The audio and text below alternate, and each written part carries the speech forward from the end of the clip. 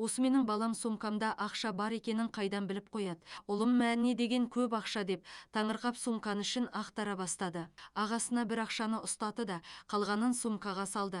Тағы бар шығар деп қалталарын тексере бастады. Ақшаны алмақшы болып еді. Тағы қолы бір затқа тиді. Ерінге жағатын далапты тауып алды. Кішкене жағып алайын деп білдіртпей жағып алды. Сөйте де сумкасына салды да орнынан тұрып кете барды. Сәлем достар, мен сіздерге қазақша аудионы қайдан алу керектігін көрсетемін. Ең алдымен біз Google-ға кіреміз. Google-ға кіргеннен кейін қазақша озвучка деп жазамыз. Үстін басқаннан кейін мына біріншісі тұр, соған кіреміз. Осыған кіргеннен кейін міне шықты. Осыны жоғары көтереміз. Мына жерде менің атым Қожа Болат жазылып тұр. Осының үстін өшіріп тастаймыз да өзіміздің жазбашамызды жазамыз. Мен мысал ретінде өзімнің менің ұлым туралы жаздым. Сіздерге түсінікті болсын деп. Сосын төбесінде Есеке, Рая, Әсем, Думан деп тұрғандарды өзіңіз таңдайсыз дауыстарын. Мен Раяны таңдадым. Өзіңізге қайсысы ұнайды, соны таңдайсыз.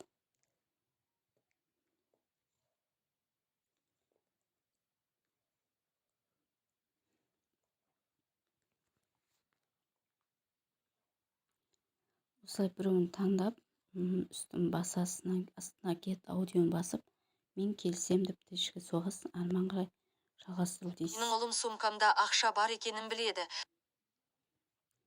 Міне осылай енді үш тушканы басып скачать етіп аламыз.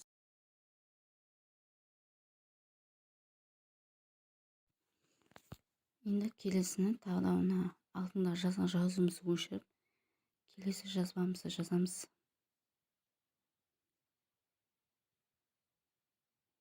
Дәл солай етіп, өзіңіздің дауысыңызды таңдап, жаңағыдай қылып get аудионы басып, астынан келсем деп жалғастыру деп басып сақтаймыз. Міне, птичканы бастық жалғастыру дедік. Енді уже сақталды. Осылайын запись автоматически шығып тұрады. Скачать етеміз. Міне, уже сіздің файлыңызды сақтап тұр. Енді біз бұдан шығып, бұдан шыққаннан кейін инчетқа кіріп, видеомызды әкеліп, жерге жаңа жазған записімізді қоямыз.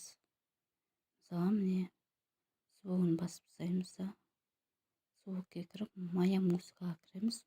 Міне, мына жерде барлық запистер басылып тұр. Оны шетінен әкеліп, сөйлеміміздің ұйқасын келтіріп қоямыз.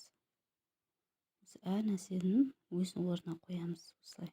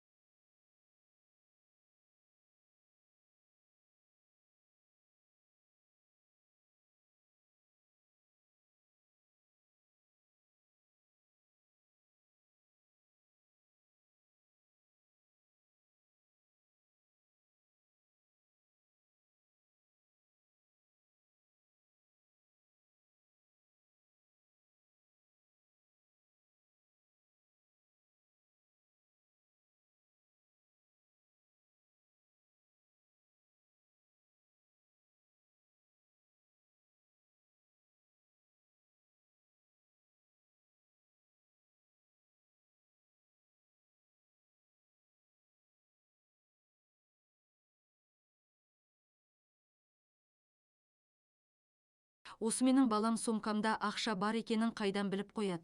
Ұлым мә не деген көп ақша деп таңырқап сумканы ішін ақтара бастады. Ағасына бір ақшаны ұстаты да қалғанын сумкаға салды. Тағы бар шығар деп қалталарын тексере бастады. Ақшаны алмақшы болып еді. Тағы қолы бір затқа тиді. Ерінге жағатын далапты тауып алды.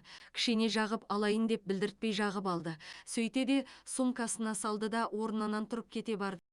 Енді сақтап аламыз.